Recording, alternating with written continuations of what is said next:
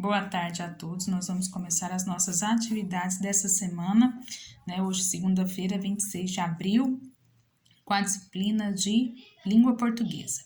Hoje nós vamos estudar um outro gênero textual, que é o texto teatral.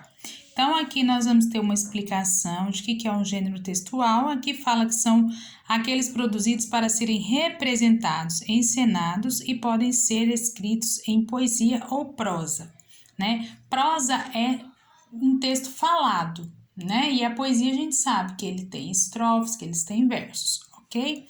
Então, aqui ele vem explicando, né, como que são feitos. Não é novidade, texto teatral para nós. Então, olha lá. Na segunda parte, nós temos o símbolo do teatro, né, que são essas duas caretas aí, né, essas duas máscaras que representam.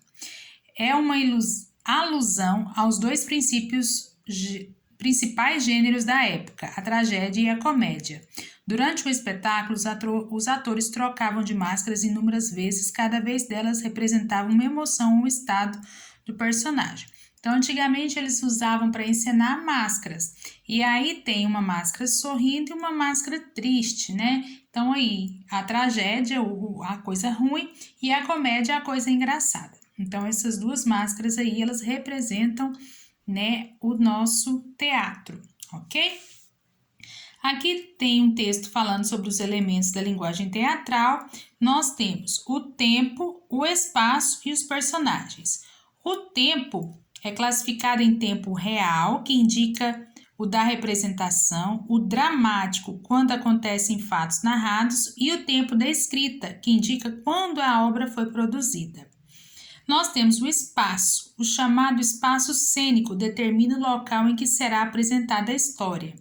Já o espaço dramático corresponde ao local em que serão desenvolvidas as ações dos personagens. Nós vamos num teatro, né? E ali, quando a gente vai assistir o teatro de alguma peça, né? Eles têm o espaço, que é o espaço cênico, onde é apresentado, e o espaço dramático, né? Que a gente fala se é comédia, drama, é um musical, é um infantil, ok?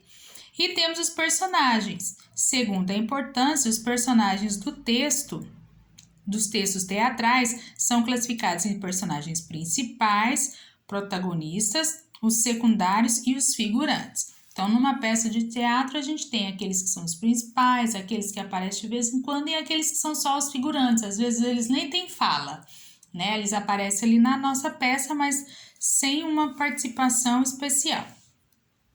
1. Observe as máscaras. Quais sentimentos você descreve em cada uma?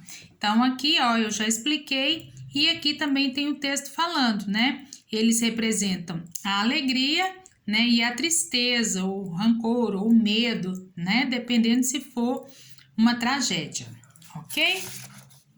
2. Existem produções teatrais que utilizam outros elementos além da história, como música, marionetes, números de circo, de ópera ou de balé e outras variedades de dança. Você já assistiu uma peça teatral? Se você não assistiu, não. Se você assistiu, sim. Quais elementos foram utilizados? Você foi numa peça de teatro que foi um musical, que foi uma história? Se não, como que você imagina que seria? Às vezes você nunca foi. Ah, mas eu acho que se eu fosse ia acontecer isso, isso, isso. Então você coloca aí, tá bom? Se sim, você explica como foi. Se não, como que você imaginaria um teatro? 3. Observe a propaganda da peça teatral e responda as questões. Então aqui tem, né, como se fosse um bilhete de um teatro. Você vai analisar e vai falar: qual é o nome da peça? Então, aqui, né, aparece o nome da peça. Você vai copiar e colocar. Qual o local onde a peça será realizada? Então, tem o nome do teatro, né? Toda peça teatral, ela acontece no teatro. Então, aqui está o nome do teatro, você vai colocar. Qual o horário e as datas das apresentações? Também está aqui no convite do nosso teatro. Onde os ingressos serão vendidos? Aqui embaixo, geralmente tem o apoio cultural e o local de vendas. Então, você vai olhar onde está o local de vendas, está aqui, você vai copiar aqui, ok? Bem simples a nossa tarefa, mas se tiver dúvida, pode estar me perguntando, tá bom? Uma boa tarde a todos.